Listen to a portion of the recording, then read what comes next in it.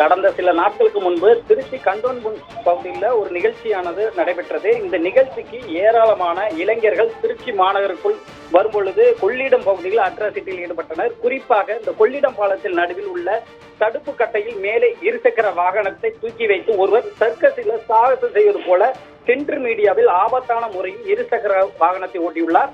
அதனை இரண்டு புறமுமே செல்போனில் சிலர் பதிவு செய்துள்ளனர்.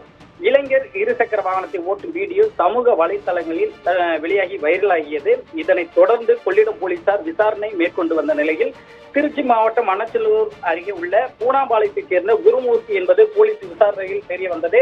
இதனை அடுத்து கொள்ளிடம் போலீசார் குருமூர்த்தி மீது மனித உயிருக்கு ஆபத்து ஏற்படுத்தும் வகையில் வாகனத்தை ஓட்டுவது, மனித உயிருக்கு ஆபத்து ஏற்படுத்தும் வகையில் ஒரு செயலை செய்தல், சுற்றுச்சூழலை மாசுபடுத்துதல் உள்ளிட்ட 8 பிரிவின் கீழ் வழக்கு பதிவு செய்து விசாரணை மேற்கொண்டு வருகிறார்கள். தலைமறைவாக உள்ள குருமூர்த்தியை தற்போது தேடி வருகிறார்கள்.